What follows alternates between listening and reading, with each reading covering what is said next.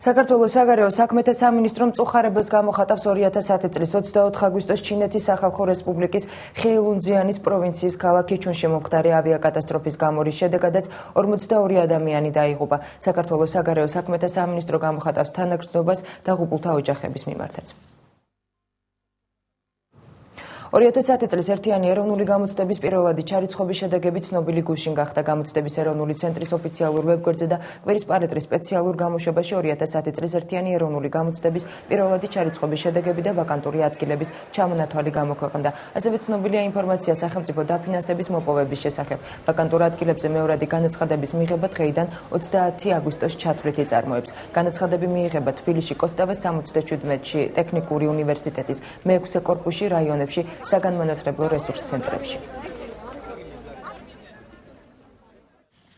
ეკონომიკისა და მდგრადი განვითარების სამინისტროს ტურიზმისა და კურორტების დეპარტამენტის ორგანიზებით თბილისი თუშეთის მიმართულებით საჰაერო მიმოსვლა დაიწყება. ეკონომიკის სამინისტროს ცნობით ფრენები კვირაში ორჯერ ორშაბათსა და ხუთშაბათს ნატახტარის აეროდრომიდან შესრულდება. ტურიზმისა და კურორტების დეპარტამენტის ინფორმაციით ბოლო პერიოდში ძალიან დიდია ტურისტების აქტივობა თუშეთში, როგორც ადგილობრივი, ისე უცხოელი ტურისტების მხრიდან. სტატისტიკური მონაცემების თანახმად მხოლოდ საქართველოს მოსახლეობის დაახლოებით 8% გამოთქვამთ სურვილს თუშეთში დაისვენოს.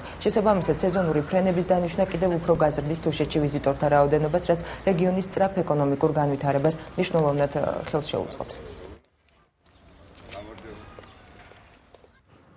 მტკვრის მარცხენა სანაპიროზე ვახუშტი ბაგრატიონის ხიდთან მაგისტრალურ წყალსადენზე მომხდარი დაზიანების ლიკვიდაციის მიზნით თბილისის ზოგიერთ დასახლებას დღეს წყალმომარაგება შეეზღუდება.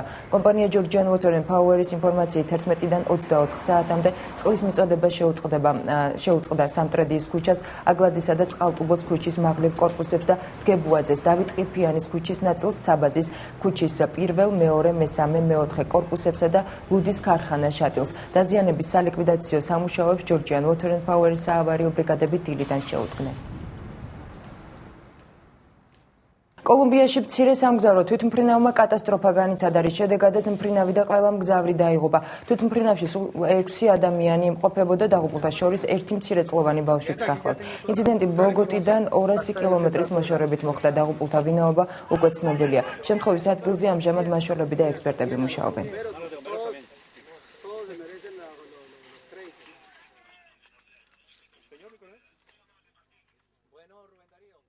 კათოლიკური სამყარო დედა ტერეზას დაბადებიდან 100 წლის თავს აღნიშნავს.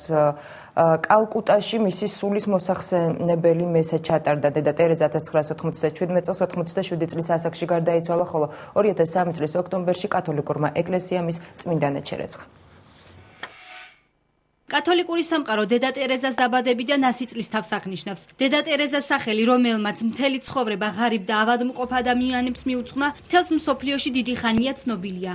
კალკუტაში მისი სულის მოსახსენებელი მესა ჩატარდა, რომელსაც შეწყალების ორდენის დები ესწრებოდნენ. სწორედ კალკუტაში ჩამოაყალიბა დედა ტერეზა მონაზვნების მრევლი ქველმოქმედების მისიონერები.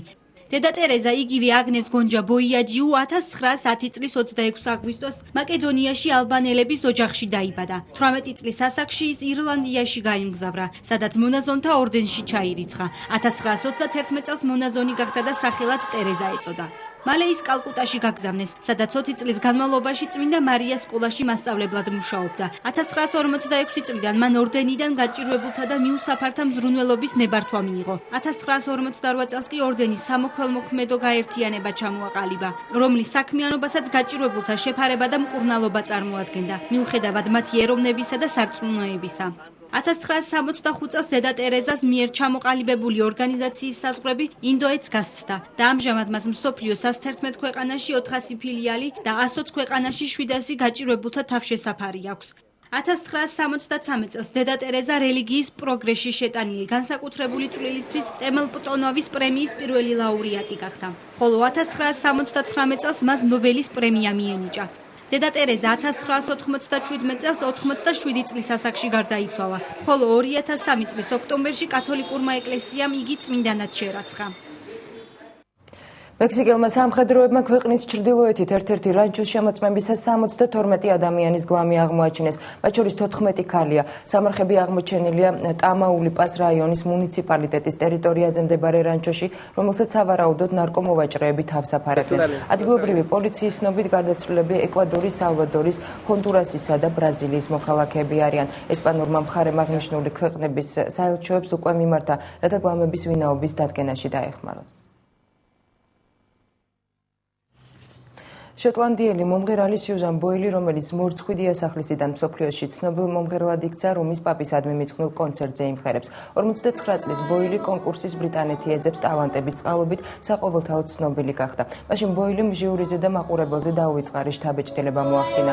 ბოილის მიერ შესრულებული სიმღერა ინტერნეტში მილიონზე მეტმა მომხმარებელმა მოისმინა. ის კონცერტზე სწორედ კონკურსზე ნამღერ სიმღერას შეასრულებს. რომის პაპი ბენედიქტ მე-16 დიდ ბრიტანეთს სექტემბრის შუა რიცხვებში ეწვევა, 16 სექტემბერს ედინბურგში ის ბრიტანეთის დედოფალს შეხვდება, შემდეგ გლაზგოში საღამოს მესაზე გაემგზავრება, ბოლოს კი ლონდონსა და ბირმინგემს ეწვევა.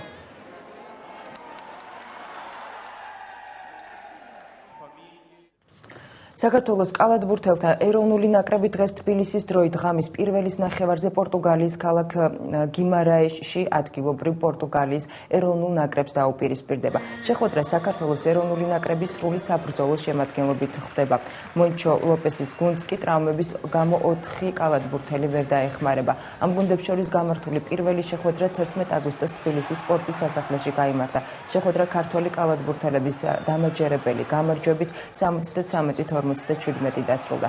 დღევანდელ მატჩს იგორ კოკოშკოვის გუნდისთვის გადამწყვეტი მნიშვნელობა აქვს. პორტუგალიის ეროვნული ნაკრების დამარცხების შემთხვევაში საქართველოს ეროვნული ნაკრები შეინარჩუნებს შანსს ევროპის 2011 წლის ჩემპიონატის ფინალურ ეტაპზე გასასვლელად.